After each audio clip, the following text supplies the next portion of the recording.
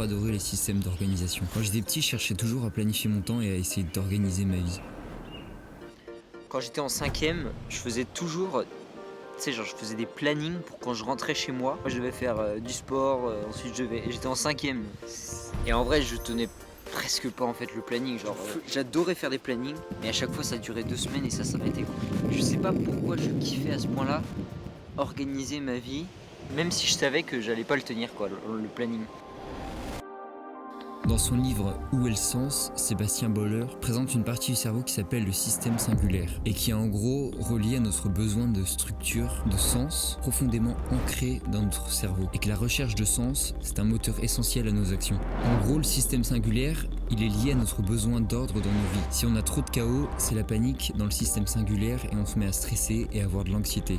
Bref, en fait, c'est juste mon système singulaire qui me demandait d'avoir un minimum d'ordre dans ma vie. C'est lui qui aimait bien que les choses soient planifiées. C'est pour ça que depuis tout petit, je cherche toujours à planifier mon temps. Ça me donnait la capacité de contrôler en quelque sorte le futur. Et ça, le système singulaire, il adore. Quand il peut contrôler les événements futurs et anticiper. En fait, si je kiffais à ce point-là m'organiser, c'est parce que ça me rassurait. Et même encore aujourd'hui, je suis toujours à chercher comment m'organiser, à essayer de mettre de l'ordre dans ma vie. En fait, je crois que j'ai peur aussi. Peur du temps qui passe. Que si je gère pas bien mon temps, si mon temps est pas bien planifié un minimum, je risque de passer à côté de ma vie.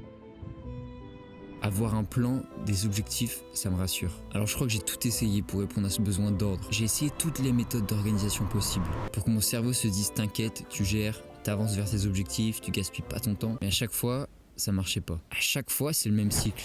J'ai besoin d'ordre. Je cherche une nouvelle méthode d'organisation pour remettre de l'ordre, un nouveau moyen d'anticiper le futur, de planifier le futur. J'en trouve un qui est assez cool et je me dis qu'il faut que je l'essaye. Je suis à fond une semaine, puis j'oublie. Je la suis plus et là c'est le retour du chaos. Et ma vie alterne entre des périodes de chaos où je suis perdu, je stagne, rien n'est organisé, il n'y a pas d'ordre. Et à l'inverse des périodes d'ordre où je sais où je vais, tout est organisé, bien planifié et j'avance vers une vision, vers des objectifs. Sauf qu'un jour j'en ai eu marre de ce cycle. Et je me suis dit c'est peut-être normal, je suis condamné à alterner entre mec organisé qui sait où il va et un mec paumé qui avance pas. Je suis peut-être condamné à chercher constamment des nouvelles méthodes d'organisation et à changer tous les mois. Alors j'ai tout supprimé, tous les systèmes d'organisation possibles, de me laisser complètement vivre. Je vis sans objectif, sans but.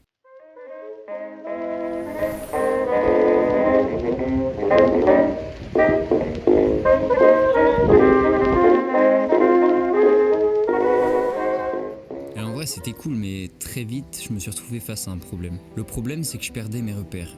Et il y avait trop de chaos. Je me rendais compte que j'avançais nulle part. En fait, je pouvais me raccrocher à rien. Et donc, aucune action était plus importante qu'une autre, vu que j'avais pas d'objectif. En fait, mes actions n'étaient pas priorisées. Parce que quand tu as un objectif, il y a une hiérarchie dans tes actions. Si tu veux devenir basketteur, tu vas pas te mettre à t'entraîner au foot. Et sans objectif, sans but, il n'y a plus de valeur. Toutes les actions ont la même valeur. Et en vrai, ce mode de vie, il m'intéressait plutôt bien parce que j'aime bien l'idée de se laisser vivre. Et en vrai, même si j'ai besoin d'ordre, je kiffe aussi ces moments d'improvisation totale.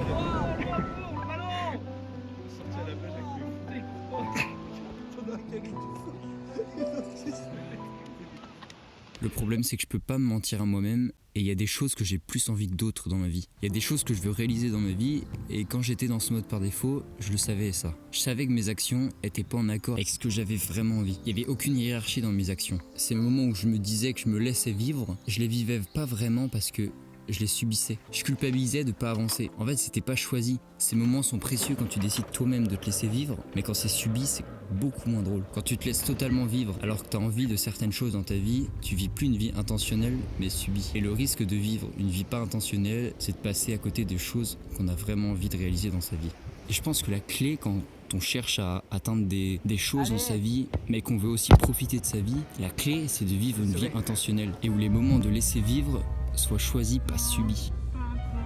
Et pour vivre une vie intentionnelle, il faut apprendre à gérer ses priorités. Et donc apprendre à gérer son temps. Et bien gérer son temps, c'est avoir une bonne organisation. Ah, donc en fait, je suis obligé de trouver un moyen d'organiser ma vie.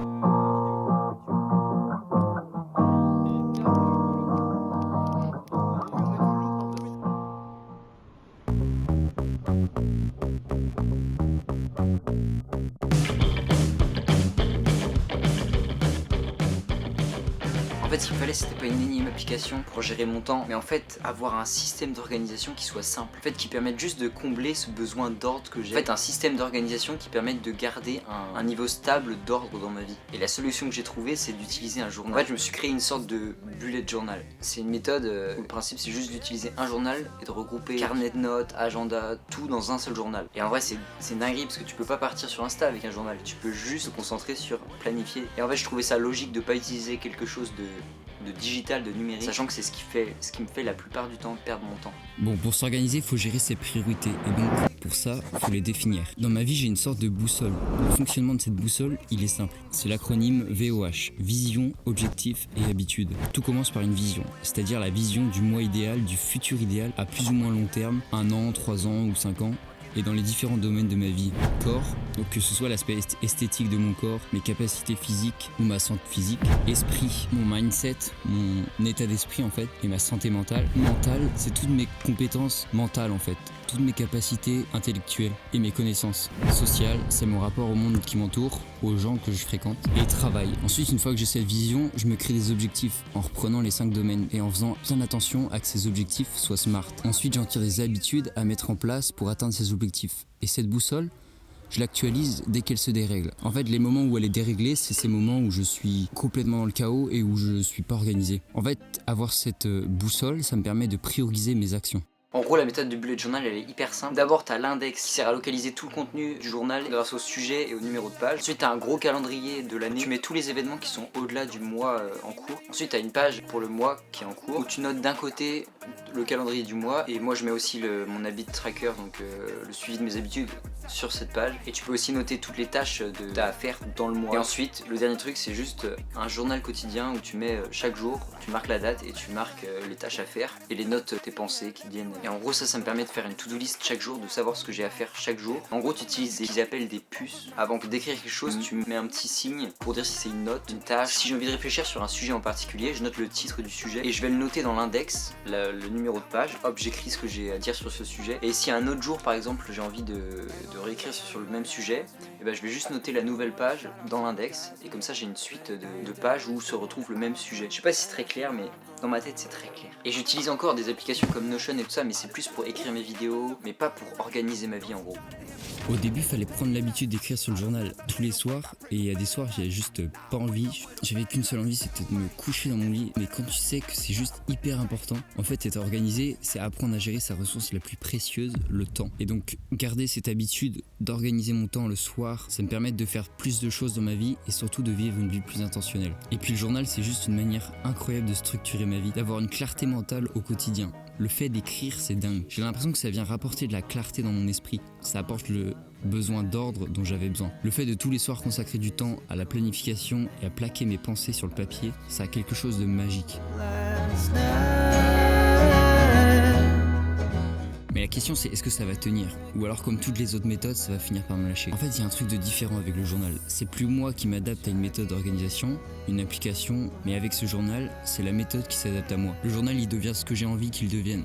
Pour la première fois, un système d'organisation devient vraiment ce qu'il est censé être, un outil pour vivre ma vie. Et ce système d'organisation change en fonction de mes priorités. Si j'ai juste envie de profiter, si je pars en voyage, ça devient un journal de bord. A l'inverse, si j'ai envie d'être qu'une machine pendant quelques temps, ça devient un tracker d'habitude. Il s'adapte tout en me permettant de garder en tête mes priorités, ma vision et mes objectifs.